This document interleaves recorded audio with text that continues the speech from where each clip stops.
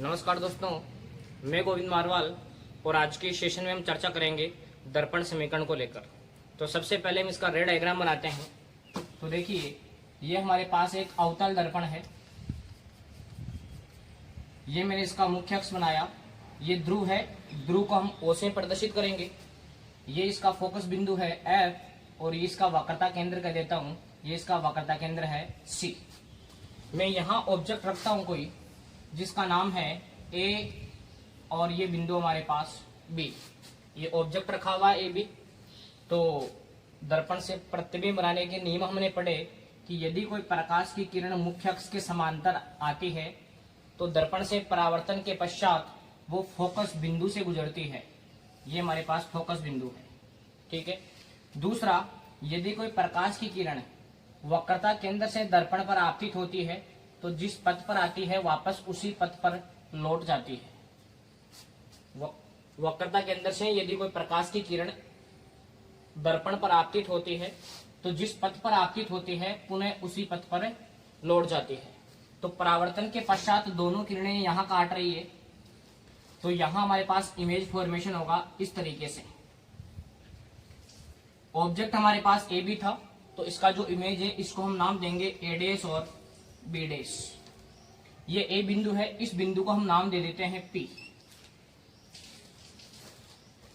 एक और यहां बीम डालेंगे कि यदि कोई प्रकाश की किरण सीधा दर्पण के ध्रुव पर आपतित होती है तो जितना कोण आपतित किरण मुख्य अक्ष के साथ जितना कोण बनाती है, परावर्तित किरण भी मुख्य अक्ष के साथ उतना ही कोण बनाते हुए परावर्तित होती है। ये कोण है I और इस कोण को हम डिनोट करेंगे R से। अब देखिए, सबसे पहले इधर से हम एक त्रिभुज लेंगे BAO। त्रिभुज का नाम लिखने का सही तरीका यह है कि जिस बिंदु पर समकोण बनता है उसको हमेशा बीच में लिखा जाता है। तो इधर से त्रिभुज लेंगे BAO और इधर से हम त्रिभुज लेंगे BAO। तो पहला हम लेंगे BAO, त्रिभुज BAO, तथा दूसरा त्रिभुज हमारे पास BAO। सबसे पहले हम इन दोनों त्रिभुजों को समानताएं देखेंगे कि दोनों त्रिभुजों के अंदर क्या क्या समानताएं हैं। तो एक तो आपको कोण I और कोण R दोनों बराबर नजर आ रहा होगा दर्पण से प्रतिबिंब बनाने के नियम के अकॉर्डिंग। तो सबसे पहले इस कोण का हम नाम लिखेंगे कि कोण BAO। कोण BAO, ये समकोण हो गया BAO। बराबर लिख दूंगा मैं कोण BAO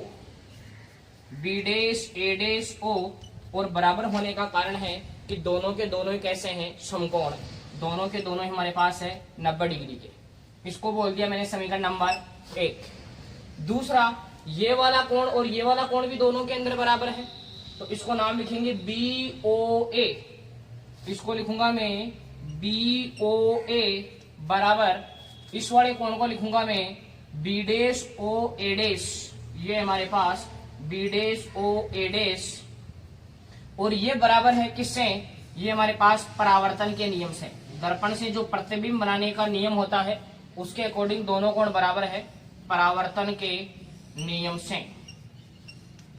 इसको बोल दिया समीकरण नंबर 2। अब देखिए, किसी भी दो त्रिभुजों के दो कोण बराबर है तो डेफिनेट है कि तीसरा कोण ऑटोमेटिक बराबर होगा, और अगर तीनों कोण बराबर है तो ये दोनों त्रिभुज एक दूसरे के क्या होंगे, समरूप। तो मैं लिख सकता हूं कि एंगल AAA समरूपता से दोनों त्रिभुज समरूप है तो दोनों को हम समरूप दिखाएंगे। त्रिभुज BAO समरूप होगा त्रिभुज BAO के। त्रिभुज BAO समरूप होगा त्रिभुज BAO के। एक प्रमेय चलती है कि जो समरूप त्रिभुज होते हैं उनके संगत भुजाएं समानुपाती होती है। तो मैं लिख दूंगा यहां कि समरूप त्रिभुजों की संगत भुजाएं समानुपाती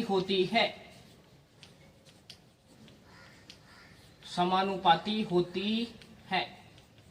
तो देखिए, इस त्रिभुज की कौन सी भुजा, ए बी, और इस त्रिभुज की कौन सी भुजा, ए डैश बी डैश। तो मैं लिख दूंगा ए बी बटा ए डैश बी डैश बराबर इस त्रिभुज की कौन सी भुजा, ओ ए, और इस त्रिभुज की कौन सी भुजा, ए डैश ओ। तो ये बन गया हमारे पास ए ओ बटा इसकी कौन सी भुजा, ए डैश ओ। अब इस समीकरण को यदि हम ध्यान से देखें तो ये जो ए बी है ये किरण समांतर आ रही है, तो एक तरीके से जितना ए बी होगा उतना का उतना ही हमारे पास पीओ बनेगा।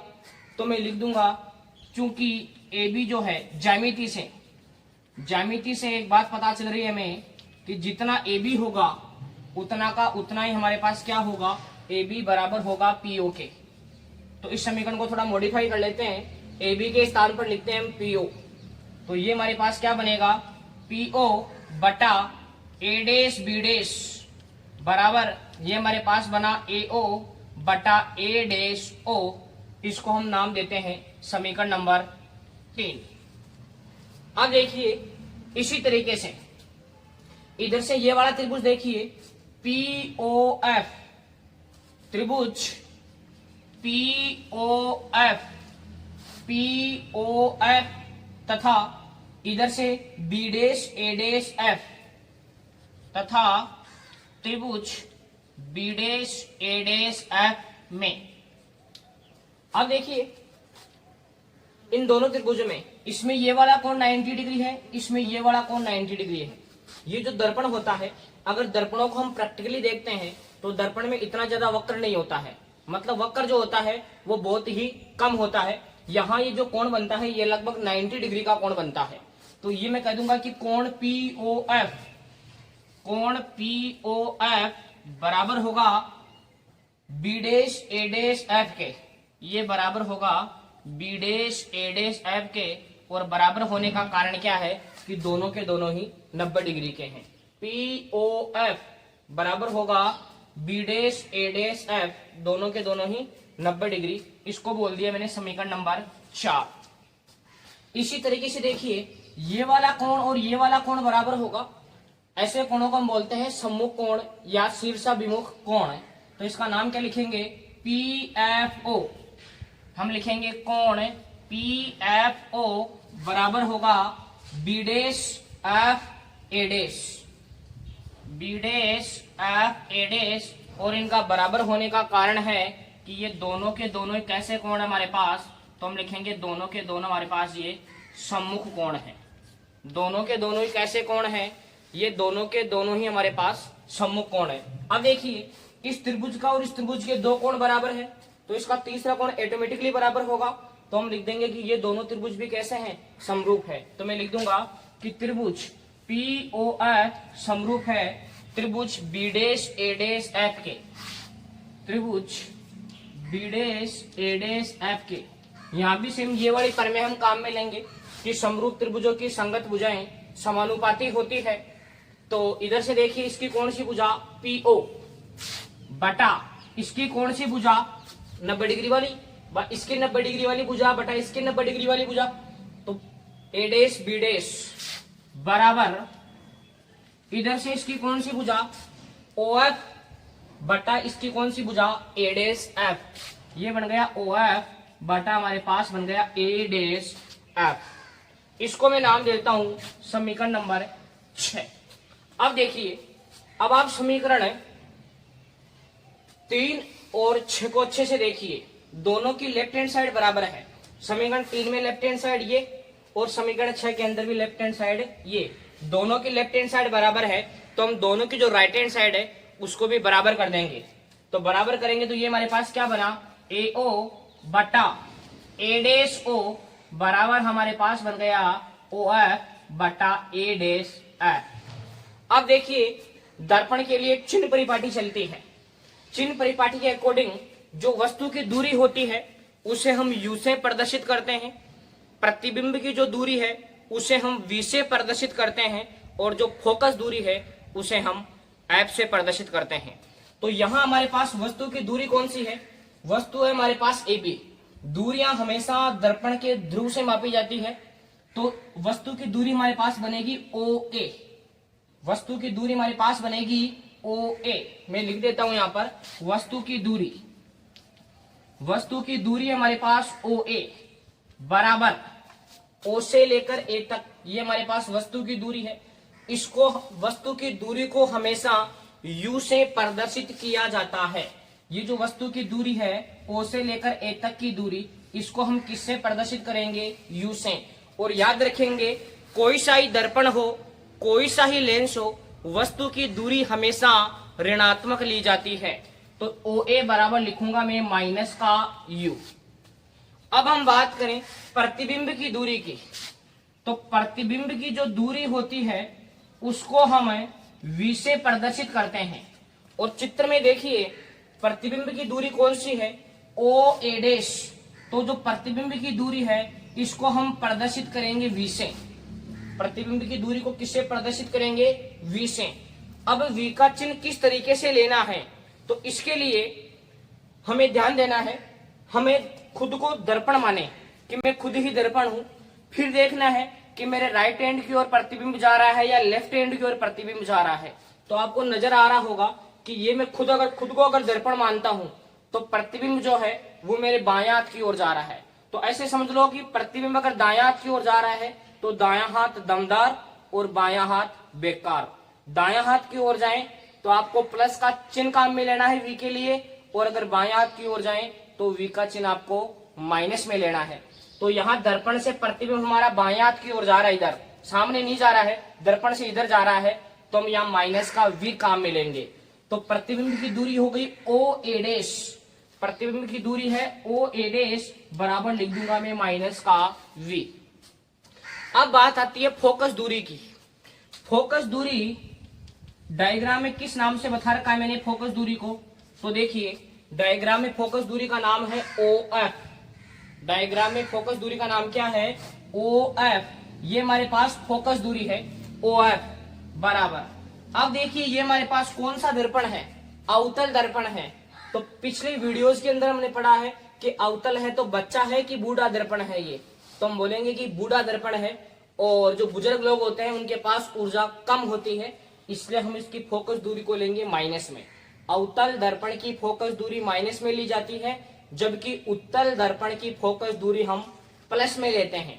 तो अवतल दर्पण है ये, इसलिए इसकी फोकस दूरी लेंगे हम माइनस में। मैं लिख दूंगा माइनस का F।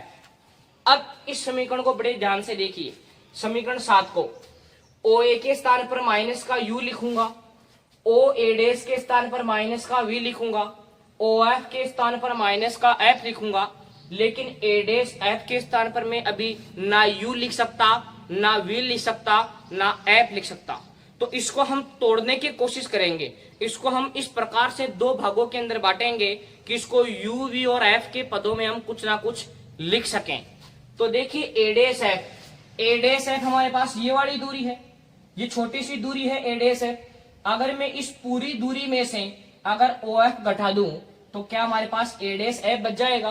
तो देखिए A' को दो भागों में तोड़ के कैसे लिख रहा हूं मैं? A' बराबर, इसको पूरी दूरी है A', इसमें से मैं क्या कर दूंगा? A' में से मैं OF घटा दूंगा, तो ये वाली दूरी हमारे पास बच जाएगी A' माइनस का OF। ठीक है, तो ये इसको कर दो, ये जो A' का मान है, ये A' का मान, ये वाला मान यहां रख देंगे। तो क्या बना? AO बटा A' बराबर OF बटा A'। A' के स्थान पर ये मान लिख दो A' का मान है A' और माइनस का OF। अब देखिए मान रखते हैं AO के स्थान पर कितना लिखूंगा? Minus U। A' के स्थान पर कितना लिखूंगा? माइनस का V बराबर OF के स्थान पर कितना लिखूंगा? माइनस का F बटा A' के स्थान पर कितना लिखूंगा? माइनस का V, ये माइनस ही है, और OF के स्थान पर लिखूंगा मैं माइनस का F। तो ये माइनस का F लिखूंगा, ये लो माइनस का F। तो यहाँ माइनस से माइनस कैंसिल हुआ, U upon V equal to बना F minus F upon minus का V, और ये माइनस माइनस प्लस का F। यहां हम दोनों को क्रॉस मल्टीप्लाई करेंगे तो जो u है वो तो इन दोनों से गुणा हो जाएगा और v जो है वो माइनस के f से गुणा हो जाएगा। तो दोनों को गुणा करते हैं हम, तो u जो है वो तो गुणा हो गया, u गुणा हो गया माइनस का v प्लस के f से, बराबर में लिख दूंगा v गुणा हो गया माइनस f से, तो ये बन गया माइनस का vf। अंदर गुणा करेंगे माइनस uv, इसको अंदर गुणा करेंगे प्लस का uf, बराबर हमारे पास बनेगा माइनस का vf। ये जो समीकरण आई, इस पूरे समीकरण में uvf का भाग देंगे हम, uvf का हम भाग दे देंगे। तो देखिए क्या बनेगा, इसके बटा में uvf लिखता हूं तो माइनस uv अपॉन uvf, यहां भी uf था इसमें भी भाग देंगे, uvf का बराबर माइनस का vf था, इसके अंदर भी हम भाग देंगे uvf। तो ये हमारे पास बनेगा माइनस का 1/f बराबर, यहां से u और f कट जाएगा, सॉरी प्लस का चिन्ह था बीच में, यहां से u और f कट जाएगा तो यहाँ बचेगा 1/v बराबर, यहां से v और f कट जाएगा तो यहां से हमारे पास बचेगा माइनस का 1/u, या हमारे पास बचा माइनस 1/u। तो हम क्या करेंगे, ये जो 1/v है इसको हम इधर भेज देंगे, तो क्या हमारे पास बनेगा, ये माइनस का 1/f बराबर 1/u था, और ये 1/v उधर जाएगा, बराबर के चिन्ह के अगर उधर जाएगा तो ये भी माइनस का बना देगा 1/v। ठीक है, अब देखिए तीनों जगह माइनस आ रहा है, हम तीनों जगह से माइनस को कैंसिल आउट कर देंगे, तो हमारे पास क्या बनेगा 1/f बराबर 1/u प्लस 1/v। ये जो समीकरण है इसी को हम कहते हैं दर्पण समीकरण, मिरर इक्वेशन। ठीक है, 1/f equal to 1/u plus 1/v। जहां u है ये हमारे पास कहलाती है वस्तु की दूरी, v हमारे पास कहलाती है प्रतिबिंब की दूरी, और f कहलाती है फोकस दूरी। तो इस प्रकार अब हम बात करेंगे आवर्धन क्षमता को लेकर। तो सबसे पहले जानने की कोशिश करेंगे कि आवर्धन क्षमता क्या होती है। तो आवर्धन क्षमता का तात्पर्य होता है कि प्रतिबिंब की ऊंचाई, प्रतिबिंब जो है वो वस्तु की तुलना में बड़ा बन रहा है या छोटा बन रहा है। आवर्धन क्षमता बताती है कि प्रतिबिंब जो है वो वस्तु की तुलना में कितना बड़ा बन रहा है या कितना छोटा बन रहा है। ठीक है, तो आवर्धन क्षमता को हम परिभाषित करते हैं प्रतिबिंब की ऊंचाई और बिंब की ऊंचाई का जो अनुपात है उसी को हम कहते हैं आवर्धन क्षमता। आवर्धन क्षमता किसे कहते हैं, तो हम बताएंगे कि प्रतिबिंब की ऊंचाई तथा बिंब की ऊंचाई, बिंब को ही हम वस्तु भी कहते हैं, प्रतिबिंब की ऊंचाई तथा बिंब की ऊंचाई के अनुपात को हम क्या कहते हैं, आवर्धन क्षमता। तो देखिए आवर्धन क्षमता को हम m से प्रदर्शित करेंगे, तो ये हमारे पास बनेगा स्मॉल m बराबर प्रतिबिंब की ऊंचाई, तो प्रतिबिंब की ऊंचाई हमारे पास a dash b dash upon बिंब की ऊंचाई, बिंब का मतलब वस्तु, वस्तु की ऊंचाई हमारे पास ab। तो यहां हम ab को लेंगे प्लस में, और जो a डैश b डैश है इसको लेंगे हम माइनस में। ध्यान दें, a dash b dash upon ab, a dash b dash upon ab। तो जो a डैश b डैश है इसको तो हम लेंगे माइनस में। मुख्य अक्ष से नीचे की ओर मापी गई दूरियां माइनस में ली जाती है, जबकि मुख्य अक्ष से जो ऊपर की दूरियां होती है वो प्लस में ली जाती है। तो मुख्य अक्ष से नीचे है हमारे पास a डैश b डैश, तो इसको लूंगा माइनस में, और मुख्य अक्ष से जो ऊपर की ओर दूरी है इसको लेंगे हम प्लस में। ठीक है, अब देखिए a dash b dash upon ab, इसके लिए अभी हमने एक समीकरण पढ़ा था। समीकरण क्या पढ़ा था हमने भी, कि ab बटा a डैश b डैश, हमने समीकरण पढ़ा था अभी ab बटा a डैश b डैश बराबर हमने पढ़ा था ao बटा a डैश o। अभी जो हमने दर्पण समीकरण का डेरिवेशन पढ़ा उसमें हमने सीखा ये कि ab बटा a डैश b डैश बराबर ao बटा a डैश o। तो मैं क्या करूंगा, इसकी जगह इसको उल्टा अगर मैं करता हूं, इसको उल्टा करूंगा तो ये बनेगा a डैश b डैश बटा ab बराबर, इसको उल्टा करेंगे तो a डैश o बटा ao। तो ये वाला मान मैं इस समीकरण में रख दूंगा, तो m बराबर माइनस का चिन्ह था, ए डैश बी डैश, इसकी जगह लिख दूंगा ए डैश ओ अपॉन क्या लिख दूंगा मैं ए ओ।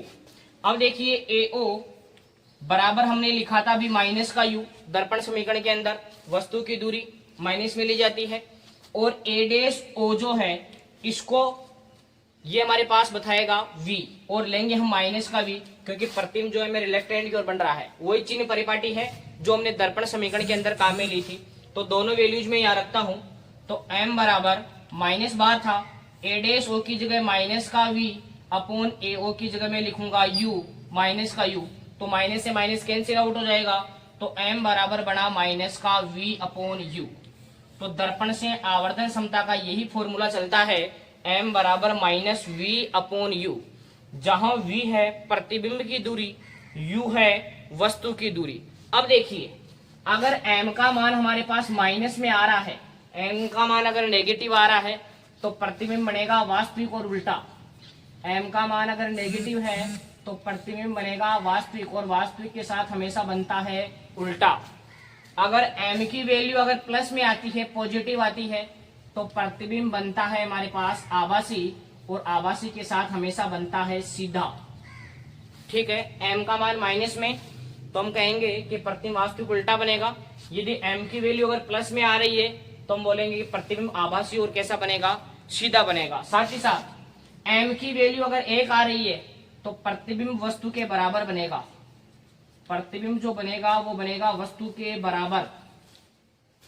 m की वैल्यू अगर 1 से बड़ी आ रही है तो प्रतिबिंब बनेगा वस्तु से बड़ा। प्रतिबिंब बनेगा वस्तु से बड़ा।